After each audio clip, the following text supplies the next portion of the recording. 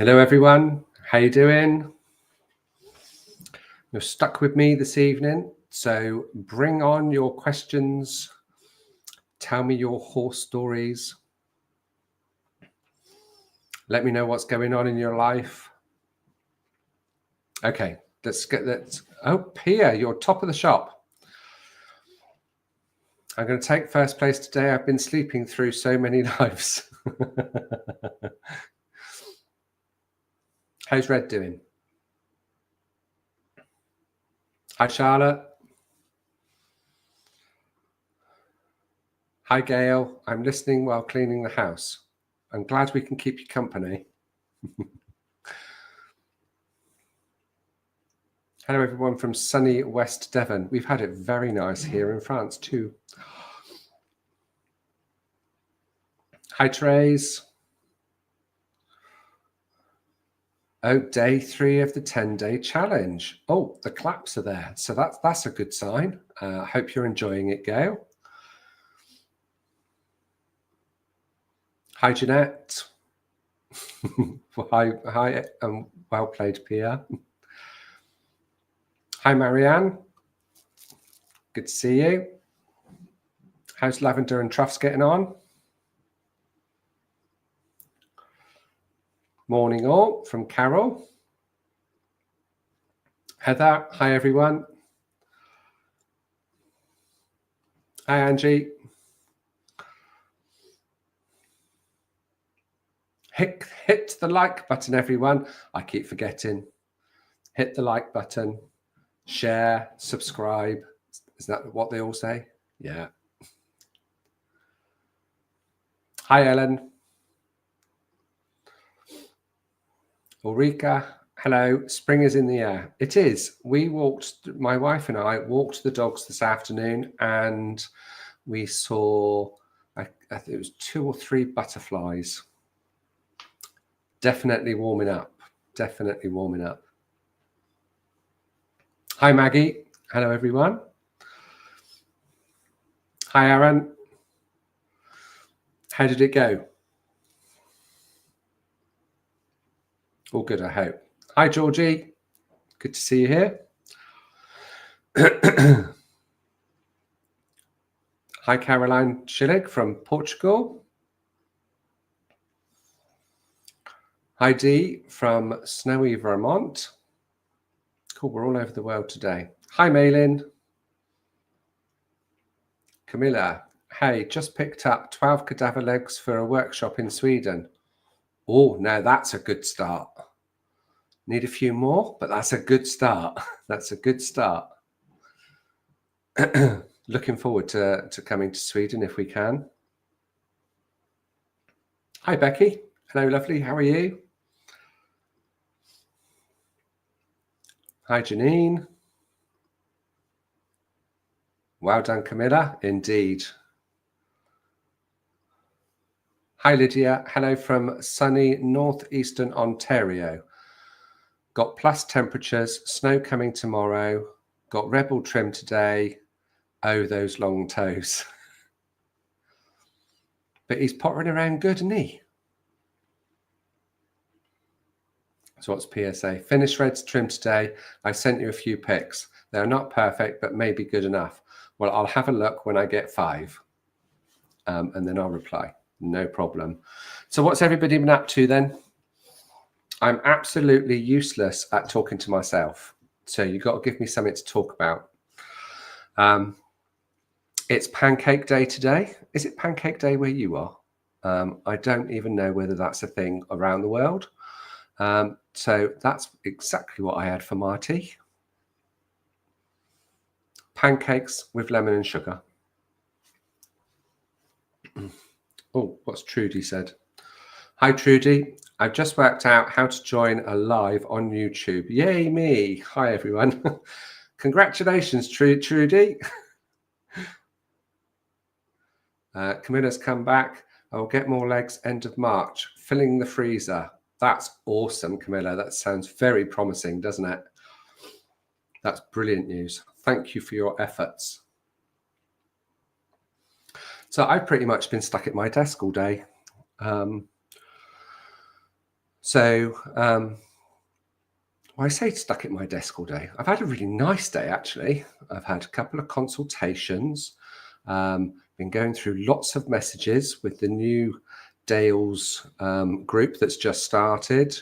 They're all settling into their first module of the 2-year training program. What else have I been doing? Checking out assignments and assessments in the school. Yeah, it's been a full-on day.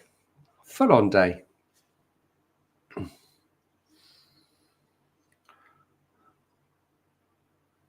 I'm just looking at a message a minute. Okay, I'm not going to talk about that because it goes out publicly. So I had about 20 minutes sat out in the sun, and my wife called me, and there was Tony and the donkey playing like mad.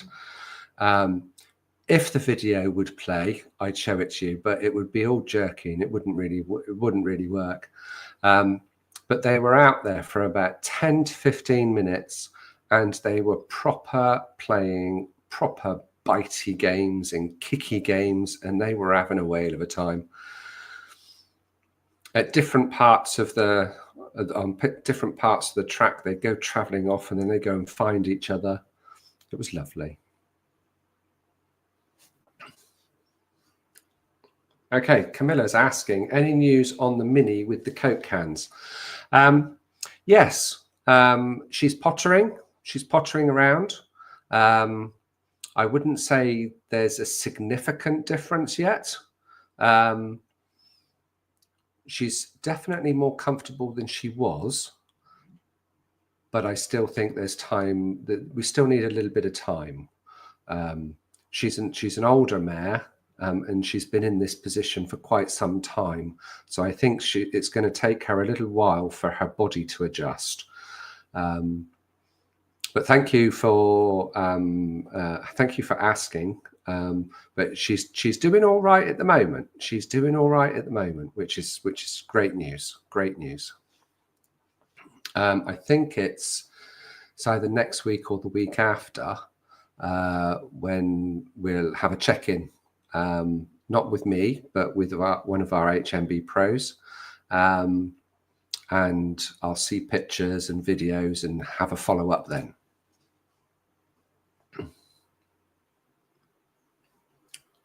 Jeanette, can we talk about sharpening tools, or have they already been done? Well, I think we've probably done it sometime in the past. Now, let's start with the knife, because that one's a fairly easy one to work with. With a handed knife, you really just follow the blade that's already there. Now, with a loop knife, it depends on which manufacturer of loop knife it is. Sometimes the sharp edge is actually on the outside, and then other times it's on the inside. So you want to see what the manufacturer has actually put there first, and then mirror that. Now I use it's like a little pen. I'll have to see if I can find a picture. I use like a little pen, and it stays with my toolkit, and it's got a file on one end, which fits inside this pen thing, and you can take it out and turn it around and put it back in, and then there's like a toughened square piece of metal, and the edges are really sharp, and it's those edges that you use to put the edge back on your knife. I'll have to see if I can do a little video, won't I? But the main thing is look because the knife won't have an edge on both sides. It's on one side or the other. Now, obviously on a handed knife, the edge will be on the top of the blade. But on a loop knife, it can be on either side. So you just want to follow what's there already. Now, for the rest, I haven't bothered sharpening rasps or nippers. Some people have, but to be quite honest, the time it takes and the faffing, I just replace.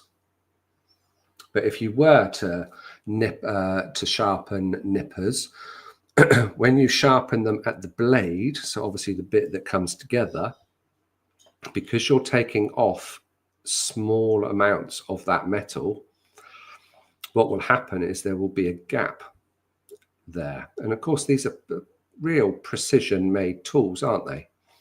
So if you've got a little bit of a gap here, what you have to do, the stay that's here, so you've got the blades here, there's a stay here. So basically where the pivot point is, there's a stay there that actually needs to be filed down too. So the stay can get closer together, which actually brings the blades closer together if you trim them. But like I said, they're precision made tools. Being able to do that by hand and accurately is almost impossible. For rasp, I would say just keep it clean and stop it from getting rusty. So every time that you use it, wrap it in a towel, and I always spray it with WD-40. Then if it gets a little bit damp, then you know that's going to be okay. You can buffer on like a buffering wheel. That sometimes can extend their usefulness. But like I say, I don't bother, only because it takes too much time. If you've got all the time in the world, then obviously it would be something worth doing. So I hope that very quickly answers your question, Jeanette, and I'll think about sorting out a knife sharpening video, because I think that'd be quite handy, and it wouldn't take long. Okay, so Uta says, good evening, it's Mardi Gras. So, is Mardi Gras and Shrove Tuesday the same thing, or is it just that it's happened on the same day? Interesting. Oh, where's everybody gone? Okay, so Lydia has got a question. Can you talk about measuring those contracted heels? The question that I had for you while working with Legend. Yes. So if you've got, when you're measuring heels, particularly if you've got a horse that hasn't got toe on the ground, and you want to make sure that those heels aren't creeping up, so we haven't got that heel creep carrying on, and therefore compaction in the back of the foot. When you're measuring, you want to measure from that point at the heel to the hairline. Now that gives you an idea of, once you've trimmed, you don't want that heel to be any higher when you come to trim the next time, which will be 2 to 3 weeks down the line. Now, if you've got contraction, if the horse is more, or when the horse is more comfortable because the heels have been brought down, that contraction at the back of the foot can start to give, which may reduce that heel height. So it's almost that you're measuring every time that you trim, and the foot may change. And of course, the hairline where you're measuring to, because you're always measuring from the point of the heel to the hairline, if the contraction is easing, there will be a different measurement to a different part of the hairline. So it's a guide. But as the contraction, if there was any, starts to give, the measurements will change. So then we end up remeasuring after that trim, and then that's your new measurement for next time. I hope that answered that question. Thank you for bringing that up, Lydia, because I'm sure that there's a lot of people on here that are going through exactly the same as you. And you're doing a grand job, I have to say. Well done.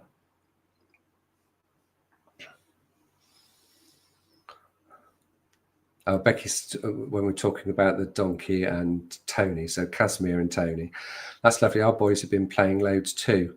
It's so lovely to watch. It is, but I have to say, I wouldn't want to be anywhere near them.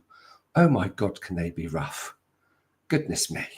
I'm sure they're taking chunks out of each other, but you go and take a look. They're absolutely fine.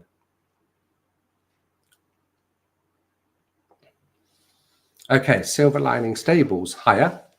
We have a new rescue draft mule, and the poor guy's feet are very Coke can shaped and very contracted at the back. Hope to get him fixed up. Oh dear. It's sad, isn't it? But he's ended up with you and in the right place. So yes, good luck. Let us know if you need a helping hand. Okay.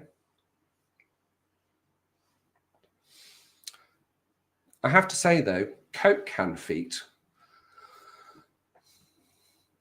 because there is generally more heel and more sole, it's generally easier to fix. Very much so. Because there's plenty of foot. I was doing a consultation just before I came on here, actually, with a lovely lady with a 16-year-old horse. And what had happened is the horse had gone laminitic through diet and management. So overloads of sugar and starch, fat pads appearing. Then she went chronically lame. Then movement was reduced, couldn't trim. And when she could trim, all that she was doing was trimming that way. But what was happening, because of the lack of movement for a fairly significant amount of time, the foot was compacting. So what was happening without her realizing is that the heels were going up and up and up and up. And then she was trimming flat again. So what had actually happened, the heels had got high, but she'd actually taken too much of the front of the foot away inadvertently because she thought she was trimming. So we had to do a realignment trim, which she's going off to do today. And then she'll send me all the pictures. And yeah, it's when you do these realignment trims with a Coke can foot, you generally see, where's my phone gone? You've got a hoof wall that is like that. And then when you actually do the trim, particularly at the back of the foot, the hoof wall comes down like that. But because there is so much foot at the front as well, it actually gets reduced. But you've still got separation there because the heels have been too high in relation to the toe. It hasn't grown evenly. So this bit's actually been trimmed. But when you actually look at it on a photo, it actually looks as though that the hoof wall is like this. And most people think that that looks okay because it's in line with the hoof pastern axis.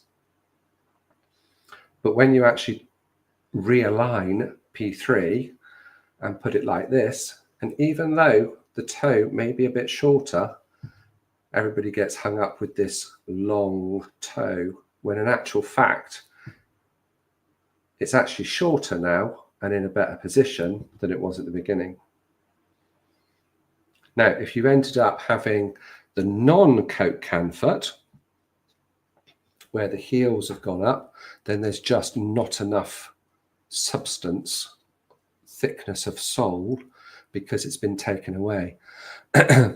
And this lady was doing a really good job and has been for quite some years.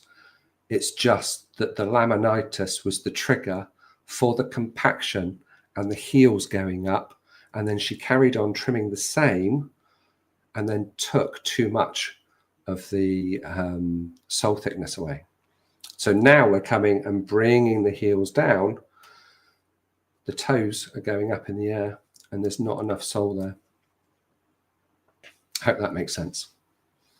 So it's really interesting that the Coke can feet, believe it or not, are actually fairly easy to fix as long as the pedal bone inside has not been significantly damaged. So that was really interesting. Hi, Fiona. Good to see you. Hi, Jenny.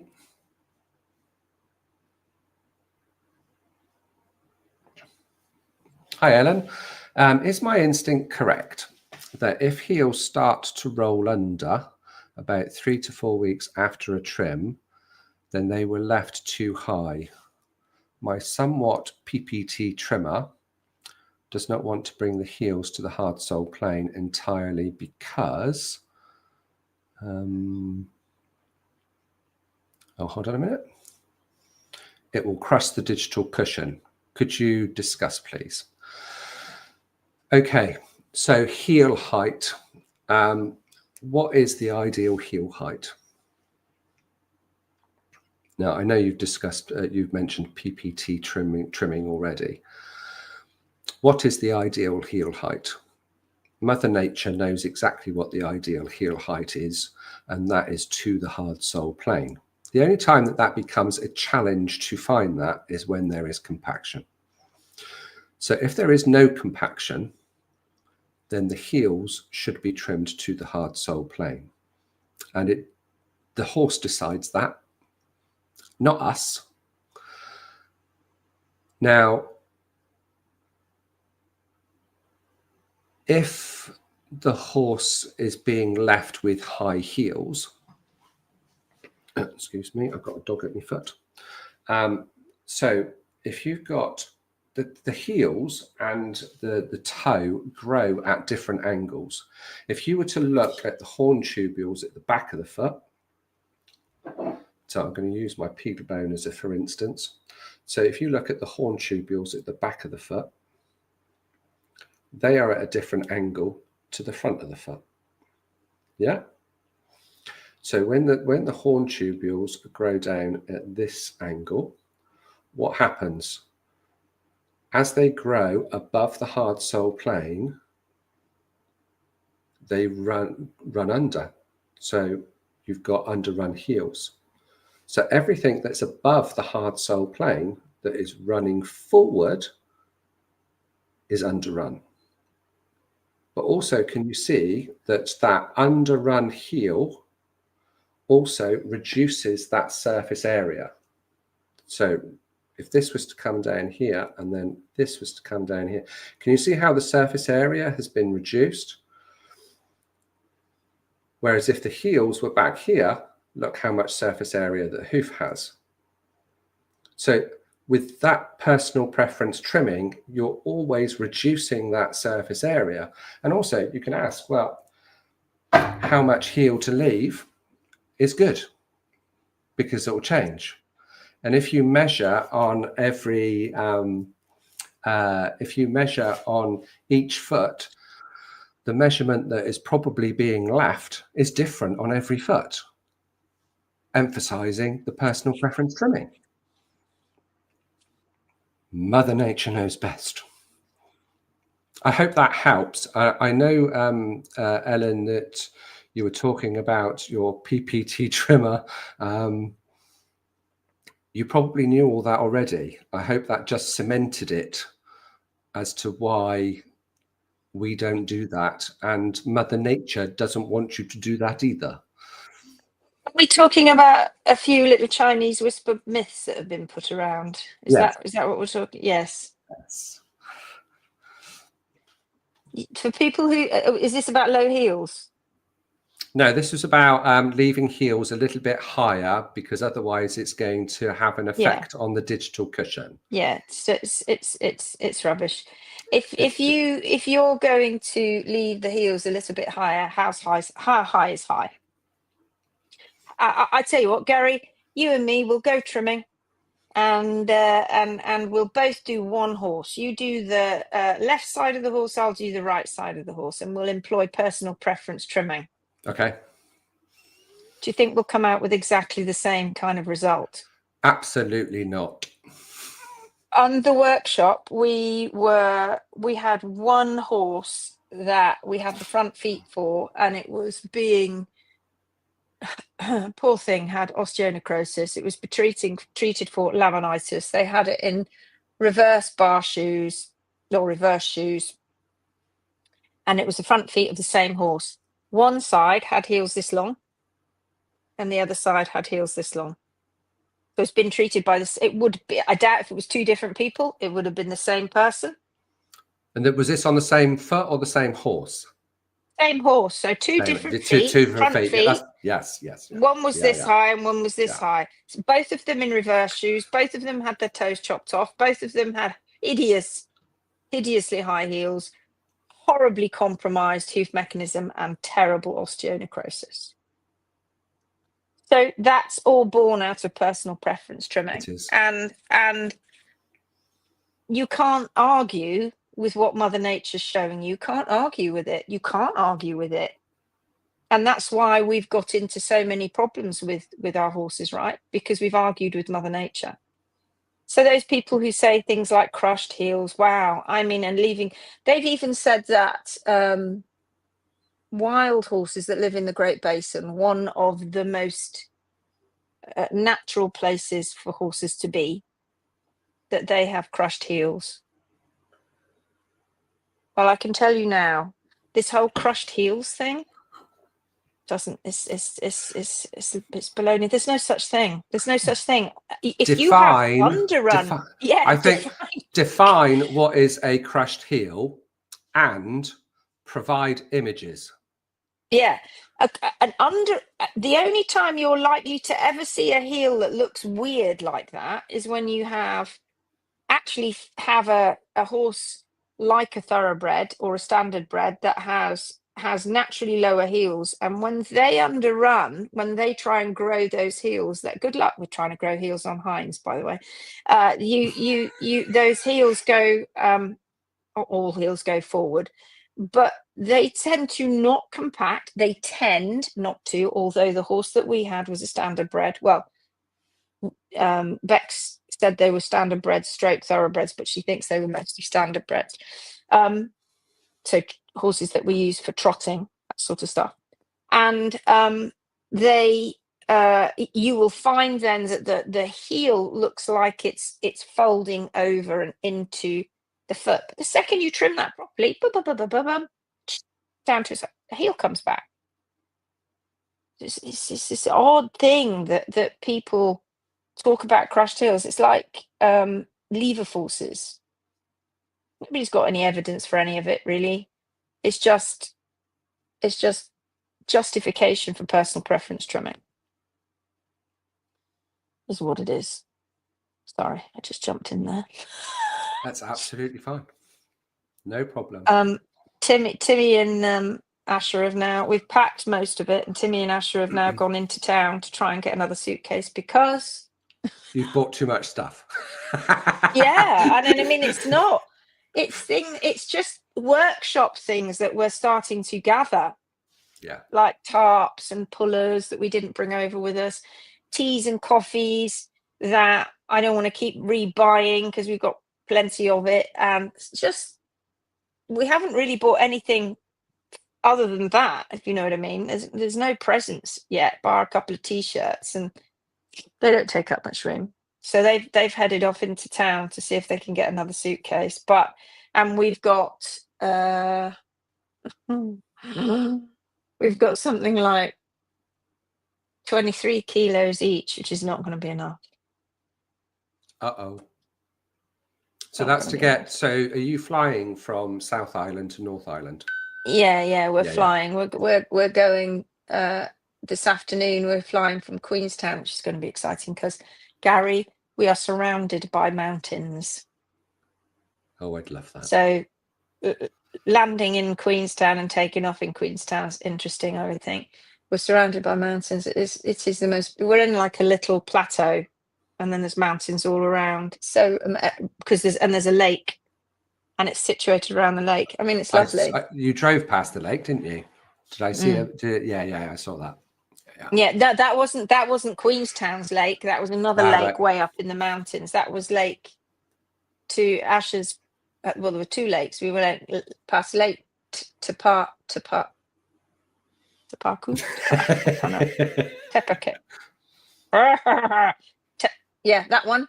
I've completely forgotten it, and I just had to pronounce it. And then to Ash's great hilarity, the next lake that we stopped off to have a look at was Lake Pukaki, as she called it.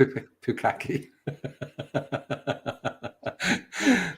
I could see why Ash would find that amusing. Yeah, some of the names are completely unpronounceable. So they've gone off. So we're going to have to pay a stonking amount of excess baggage, but that's just life. That's what you get for us traveling all the way over to New Zealand and Australia to be with you folks. When you come back, you have to work really hard so you can do it all again next year. I know. People want us to come back again next year, and already people are saying, "Oh my God, I missed it. I wish I hadn't missed it." So don't miss it. I think that's the answer to all that is don't miss it. Don't miss it. Okay. Carry on. So Jeanette says, thank you, Garry. You're very welcome. I talked through how to sharpen some tools. I must do a video. It's on my list.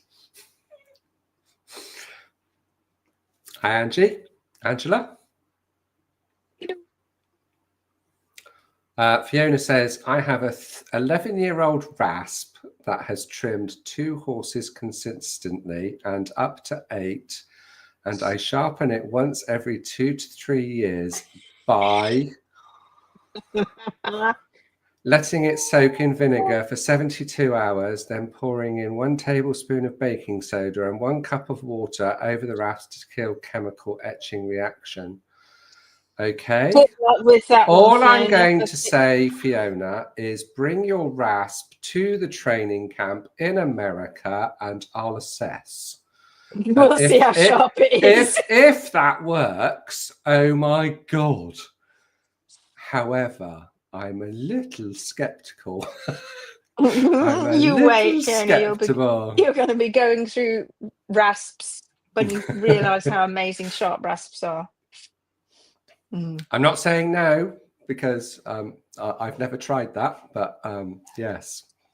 I'll bring a brand new sharp rasp and then we'll see. And also, we'll do a comparison. And also remember that rasp hasn't had much wear.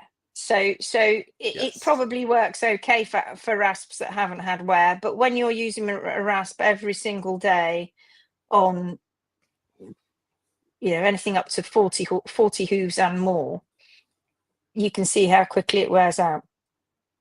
Indeed. We'll see. So what's PSA? Thanks for that tip, Fiona. Everybody go and try it. And like I said, it might work for. Hi, Tara. We've got to talk about Tara. That post that she put up. Oh my God! I haven't been in today, but it's gone up again. And yeah, let's see if I can bring it up. Let me see how many there is on it. Just I'm having a go at bringing it up now. Let's see if I can find it. I put it in the featured section so people could find. Yeah. Asha just said to me, "Mum, have you seen this that Tara's put up?" And here it is.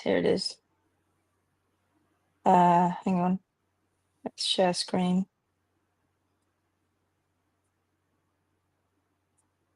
Here it is. Look. Hi, everyone. Hey, everyone. To show your continued gratitude to Lindsay and Garry, could you write the names of your horses that were saved, helped by TPW in the comments? Thanks in advance. We didn't know that Tara was going to do that. And that was on the 3rd of March in the afternoon. And we've already had 171 comments. It's a really powerful post, actually. and it made me cry, and it's still making me very emotional going through it. Really, really, really emotional. It just, you know, when people come on and they just say, well, not just, but they say, you've helped me so much, you've helped me and my horse. And then people come on, they don't really say anything, they just list horses' names. And you start to think, oh my. And I don't know everybody. I know many of these horses, but or people, but many, many, many people I don't. And it's just lovely. And things went, and you know, and all of my friends, future equines, royal, and so many, many more, and that's not us even mentioning, of course, all the horses that we've helped over the years. Of course, was hundreds and hundreds and hundreds. But it's just really, really emotive, isn't it? Just all of these horses, all of them just being one. I mean, I'm not even going to go through them, but wow, so incredible. So many. And then there's lots of our new Megan Bottomley, Zara Axon, Becky Harding, people like this who are pros, who are they're just listing their own horses, but they're going to go on and help so many more. So more. This is making me feel really emotional. I put a day ago. This is so powerful. Thank you. It's just incredible watching all these names just come up. Hilary Higgs, she says, Trigger, Darcy, Dillis, Donald, plus all our clients. And of course, many of these we know because they've used them as case studies. Yeah. And that's my sister. Isn't this wonderful? Lindsay Setchell, be proud. That made me cry. That makes me want to cry now. Hold it together, Linz. Hold it together. Brilliant post. Absolutely brilliant. And this one here, this is a lovely client of mine, Debbie. Oh, and I've known her for many, many, many, many years. And McTavish, she was a one-eyed Shetland, and Asher remembers Mac. He went over Rainbow Bridge, and Ricky, still going strong, 37, and still going strong. It's just unbelievable. Dear Ricky.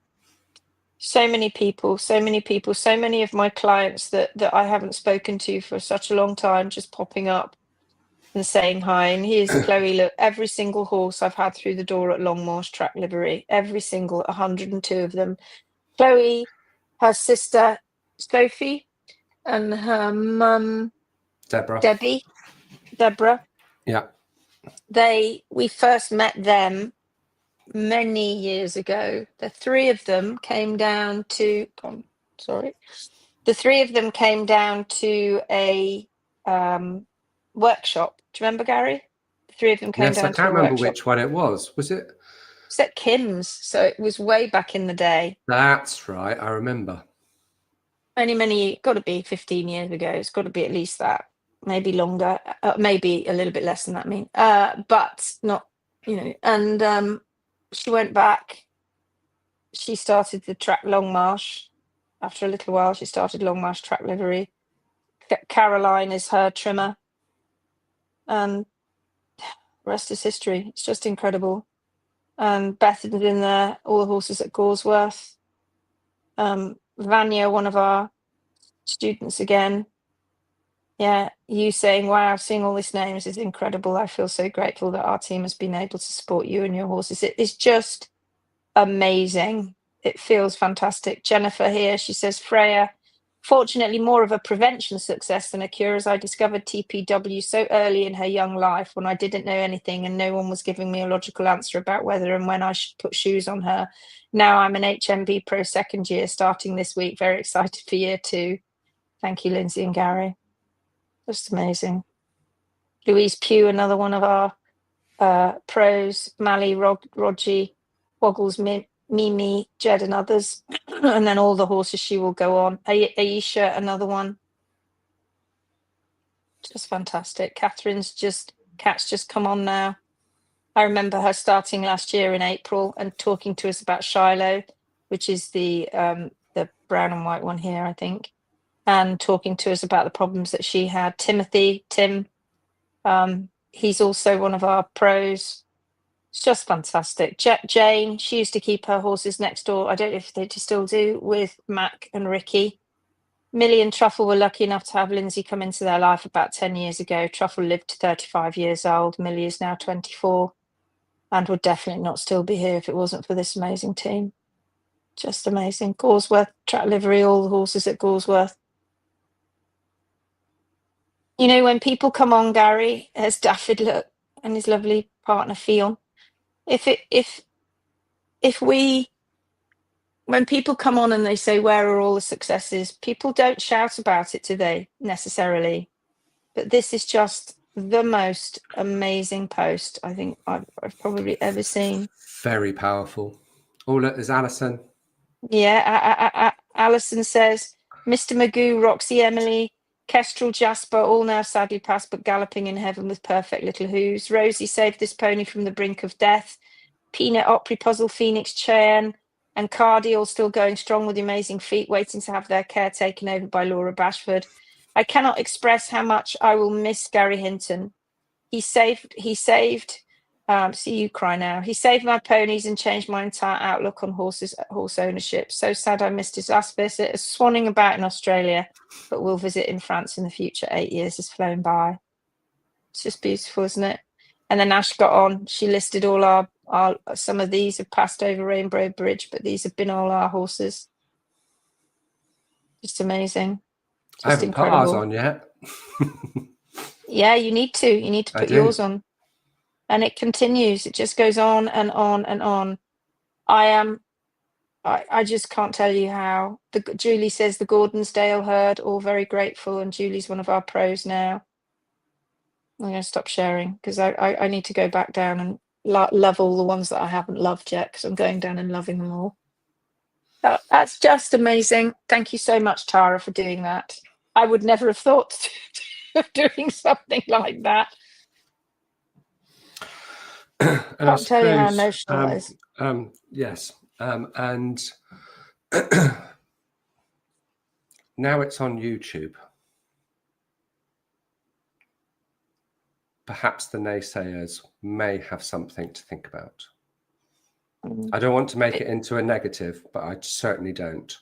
But for those that aren't in the Phoenix way, can now see it. And I think that needed to happen. Ulrika says, now I pick up all my clients' horses' feet. I need to add 10 minutes to each consultation because of you guys, and what I see is not great. Becky, it's such a lovely post. Fiona says, probably works for owners trimming, maybe not pros. Oh, the rasp sharpening. Right, yes. Yeah. Therese says, I missed that post. It's in the featured section. She said, I can add about 10 more horses to that list. Angie Medler, I don't know if you're watching. Oh, she is. She did. She's here. Look, that was a beautiful post. You'd counted 384, and that was before a whole more people had added. Incredible. Fiona, it made me cry. No judgment on you, Lindsay. Georgie says, me too. I haven't posted my 2 horse babies yet. Incredible. Yeah, it's just amazing. Oh, I was sat in the back of the car yesterday. My nose is running now. I was sat in the back of the car yesterday as Ash was driving along, and I just kept shouting them out to the 2 in the front. I was saying, Ash, do you remember these horses? And Ash is going, Mum, I can't wait. Don't you put up our horses? She said, I'm going to do that when we stop. I'm going to list all of ours. She said, should we list Garry's? We let Garry do that. Let Garry list his. And there's so many more people and so many more horses, and so many more I can think of. And so many people who we've met who said, I wish we knew this before, because I should have been able to save my pony or my horse. Please, everyone, don't carry that guilt around with you to let it consume you, because it is a memory that is sad, but you have to remember that that's what put you on this journey, because you don't want that to happen again. Yeah. You never want that to happen again, and it won't. If you stick, you won't let it. No, you just won't let it. And it's very hard for those of you who are currently at this moment, and there'll be a lot of you who are going through rehab with some of your horses and ponies that are still struggling because of personal preference trimming, because of letting those heels get to the point where they become out of control and chopping toes off, etc. Shall I show you? Shall I show you? Oh God, so many pictures of our faces. Shall I show you some imagery from Oh yeah. from the dissection? Shall I show you? Okay, let's have a look. Let's see what we can find here. Because you had a travelling bandsaw as well, didn't you? Yeah. I wanted to see that. How did she do it? Did she transport it in a horse box or something? No, it just folded. It was just a very simple thing. It just came in two very simple parts, actually. Oh my God! So we really need to. I need to buy yeah, one. well, I'll ask her to. I didn't take a photograph of it because I didn't. Oh, look, Gail. Max Socko, Midnight and Garth, who passed over the Rainbow Bridge in November at nearly 29. Blimey. Bless him. Bless him. Okay, let's just share my screen. There we go. Okay. So these are two hooves that are in comparison with each other. And it's really there are many interesting things you can take from this picture. The bones are a slightly different size, so this is a different size animal. And this has been bullnosed, and they've been removing toe wall here. And this P3 is in an interesting shape, but it is still intact pretty much. Here's the terminal arch, and the heels were pretty low on the ground. It didn't need a huge amount of trimming. We can see things here like the DDFT, etc. I'm not going to go through all of that, but this one, and if I rotate it round, this one, this is a foot that has lost a significant part of P3. You look here where this terminal arch is, you can see all of this bottom part of P3 that has gone. This was the one that had, you look how high his heels are. See? Jacked up in the air. Short surface area like Garry was showing you, because this horse is walking on, this is a bigger horse. You can see it's got bigger bones than this one. They've been continually removing the toe, and you can already see even this horse that's not quite got all of his toe on the ground, but look at the difference. This horse is from here to here, and this wasn't on the ground, this was completely chopped off. And this horse's surface area is from here to here. So it was and less. It's much less, and it was a much bigger horse. And a much bigger horse. Yeah, you can see this one here where you've got the the digital cushion sat where it should be, just underneath the frogs, lovely sat on the ground here, or parallel to the ground. And then you've got this one that's screwed right up here. And you'd look at these horses, this horse was being treated for laminitis. And I hope that you can see, as we can see, time and time and time and time again, these horses have appalling hoof care. This wasn't just this wasn't just a horse that had a foot like this, which suddenly happened to rotate. It's not possible. This was being mismanaged. And I think if I go in, I don't know if you can see that, you probably can't. It's a bit of the bandsaw has made those ripples, but you can definitely see that the horn tubules are being affected. It's rippling over where we've got some rings here.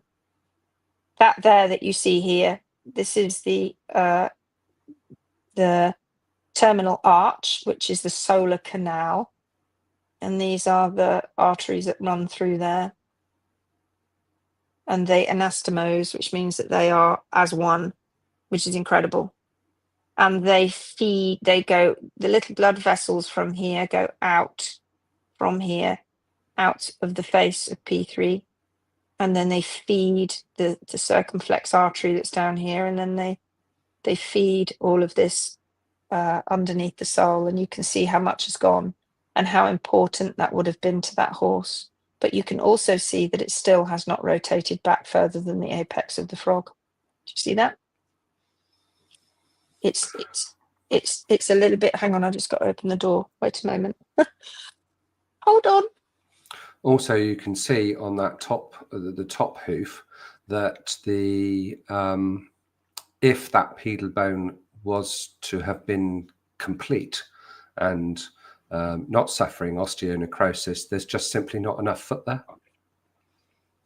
Yeah, that's so right. if that pedal bone was complete, there is just not enough foot there at that tip of P3.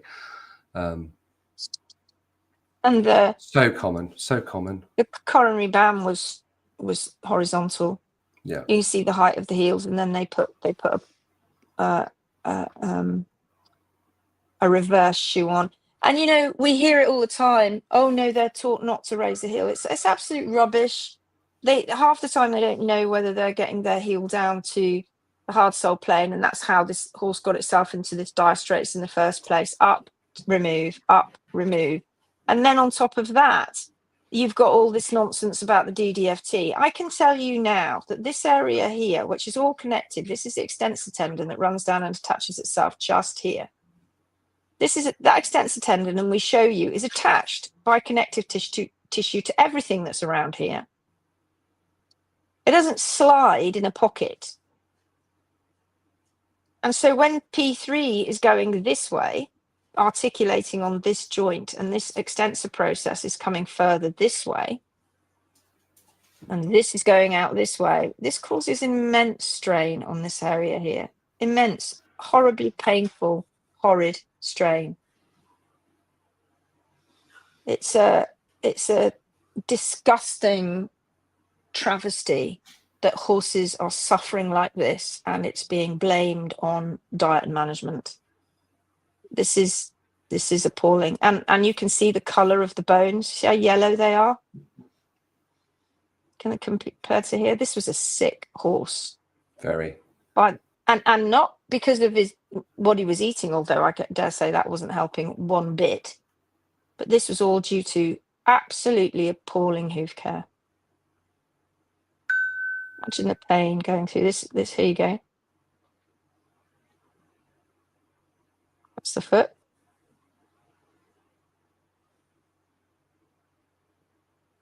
Is it pinching here? Because pinching at the top. Yeah. Because this is slowed right down.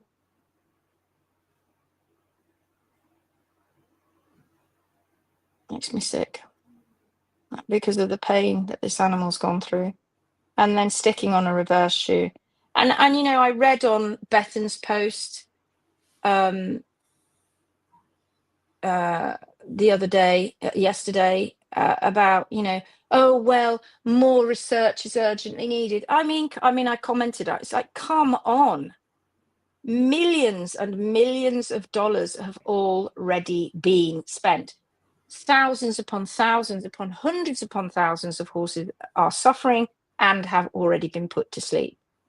And you're no closer to understanding it because you're all missing the one problem that nobody wants to face up to, which is hoof care. It's crap. And why? Because there's no standards. Those millions and millions and millions of dollars have come up with theories, hypothesis, and no proof.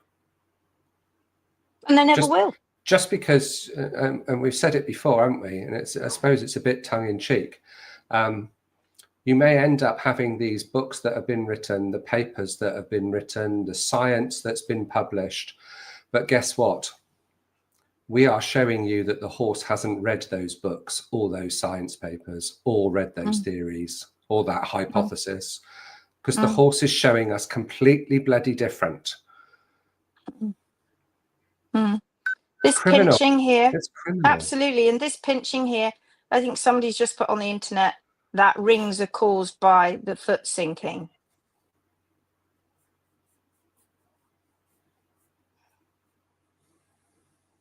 stress in the foot here. This ring here, do you see this one? Do you see how these horn tubules, this, normally what we see, I'll tell you this now, what we normally see when we see hoof rings on ordinary feet.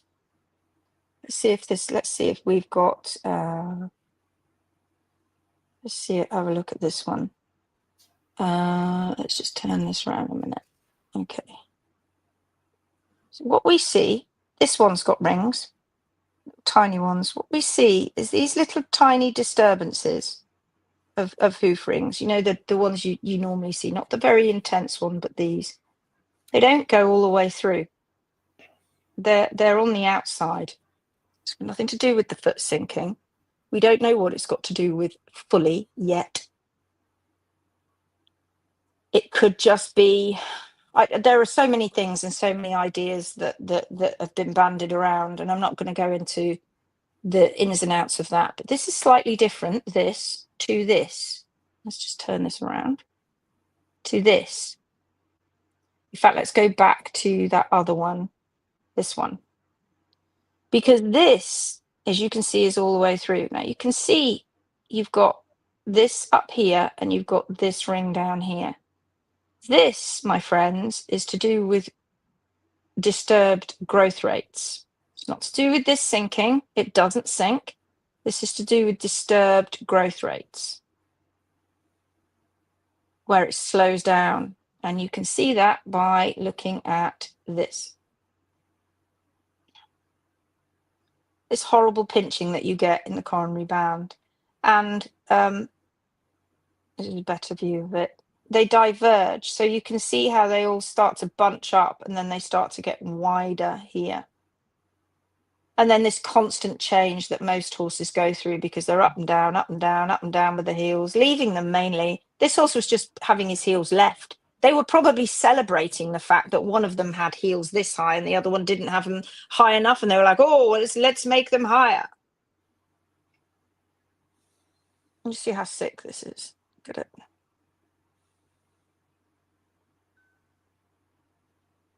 Imagine the pain you've gone through, where you've had this jacked up the whole time and this has been chopped off the whole time, and you have this complete disparity of growth rates. So, so sad. You see this major issue up here, and then we've got ripples down here, tiny little bit of rippling, and all this is being removed. This horse should have had his hoof wall growing in here, like this, down here. And this heel would have been much, much lower. And then this would have been the face that he was, this would have been, I can't rotate it because I haven't put it in Canva, so I can't really show you. But look how, oh, and incidentally, Gary, this part of the digital cushion here, yeah, solid. Looks it. You can see it looks different, can't it? So where you're up towards the back, where the heel bulbs are, It's still squishy. That looks like the normal digital cushion type tissue, which is very specialized, and it's very it's like a fatty marshmallow, really quite soft and supple, isn't it? When you stick your finger It's in like it. fatty, I know it's a bit gross, when you, but it's not. And when you cut into it, you can feel the because it's fibro. It's fibro fatty. So you can. But that bit that's behind the navicular and underneath P3, that's like rock solid. That's not the same at all. It's not the same. Rock solid. Absolutely rock solid. That's right. Right, the crew have turned up, folks. I'm going to stop. Hang on, let me just stop sharing. Here they are. There's one. Hello. There's the other one. Hi, Ash. Oh, hello. Hi, Timmy. Hang on, let me just take my headphones out.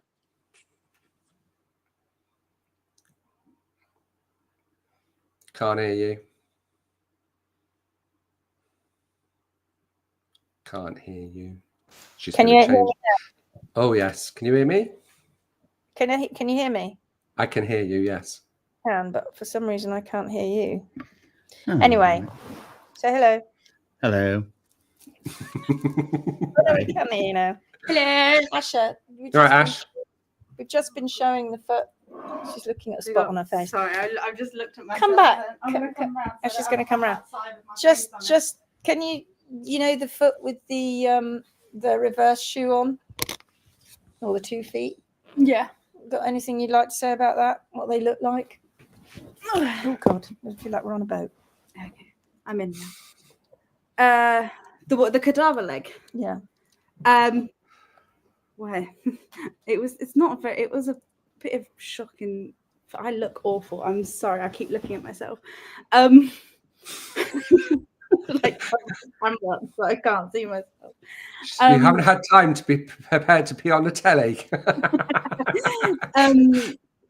Yeah. So I mean, you could see that you could see all the diverging rings come out, and the fact that they've chopped the toe off so much at the coronary band, it was all bunching up. Yeah. Yeah. And it was a stinking mess, wasn't it? I mean, yes, it stunk, but it was also a mess. It was just horrendous. And the back of the foot, and they weren't even the same. Yeah. They weren't the same. There was a good, that much more on one foot than the other foot. Imagine that poor horse, what it was going through. Yeah. And you know something, all blamed on something that it was nothing to do with that. And the systemic part, that didn't help. But that's not what caused P3 to end up like that. And that's not what caused that hoof capsule to look like that. When are we going to stop? When are we going to start going? It's like the emperor's new clothes, isn't it? It's like we're all going, oh no, that's a totally normal looking foot. Yes, it's okay. Or, oh no, we don't see that. We don't see that the heels are very high and we've been chopping off the toe on all of these awful feet.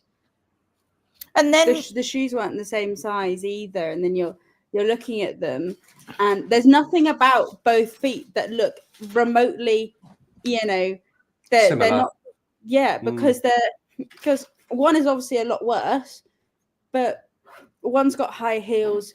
The one that has higher heels has a smaller shoe on it. It's got the heels at the back were horrendously contracted. Like you couldn't even get your hoof pick between the two heel bulbs. Like it was just mushed up at the back. I wanted to trim, but we just ran out of time. It does make a difference when there's just the two of us and there's not the three of us. When you're here, it just means that one of us has a little bit more time to go off and do some prep, and you would have gone off quietly on your own and trimmed that while I was chatting. So we and I had to go to the pharmacy. She had to go to the pharmacy to get something for her ears. So I'm sorry we didn't have that opportunity to do that, but at least we got photographs yet again of the same thing that we see over and over and over again. It's such a shame. Such a shame. It's more than a shame. I don't even know. Shame doesn't even cut it. No. All of this, we need to urgently address this. Really? That's what we're doing. We are urgently addressing it. But what's not happening is none of you are listening. None of you are listening. So what do you actually mean by that? You actually urgently need to spend more millions and millions of dollars into the wrong kind of research? Millions and millions of dollars looking the other way and not the right way?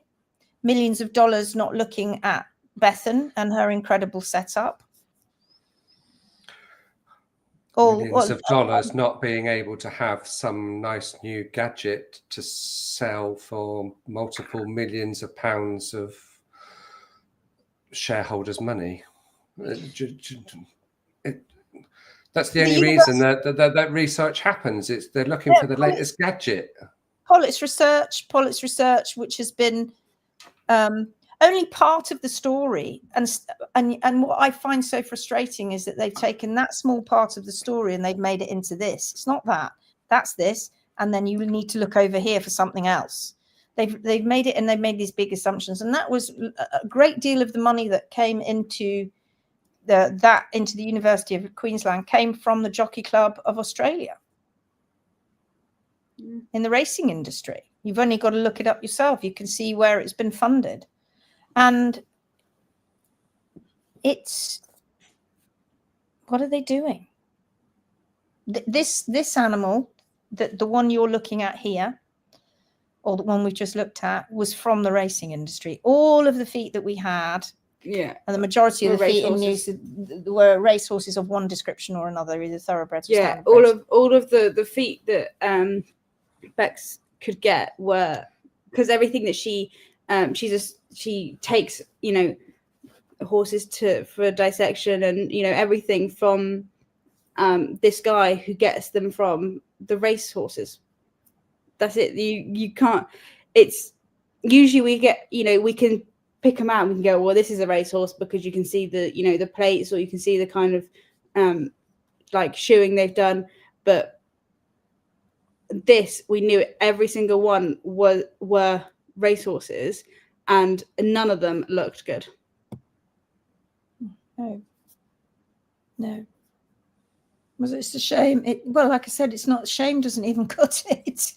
These animals are suffering, and people are just going round and round repackaging the same content, going nowhere. Fighting over things like lever forces. Do they exist or not? We've proved they don't. So let's just stop fighting over that now, shall we?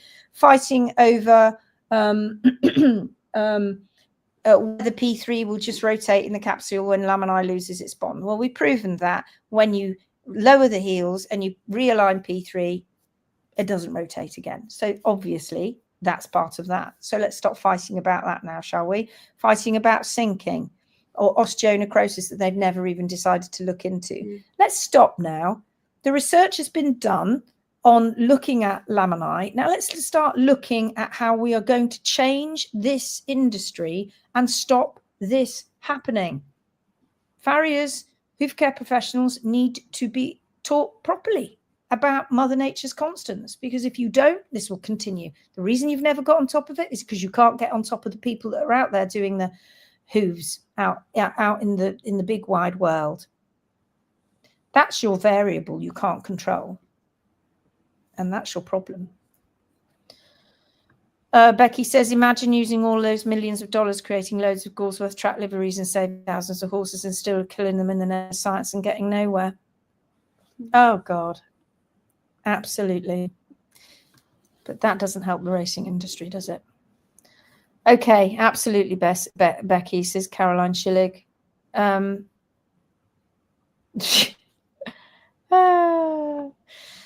So there we go. We are going to leave because we're going to have to drop the car off. And did you get yourself another bag? We've got a big suitcase. So it's another big suitcase. Another big suitcase. We are going to be stung for a lot. We might be coming back with another 2 after this. Oh, you know, you see those people going through the airports and they've got 2 or 3 trolleys, and that's us. That's us. The thing is, you're going to need your own entourage, aren't you? We are. All right, my lovelies, we're going to love you and leave you. Are you off now, Gary? We've done it. Yes. We've done over an hour. Yeah, we've done over an hour. So thanks everyone for joining, and thank you for your questions at the beginning. That was great. And it was good that Asher and Lindsay could join us. And Timmy. Oh, Timmy's fast asleep. He's snoring. We'll say goodbye then. See you all soon. Bye. Bye. Wiggle your fingers. Bye. Take care.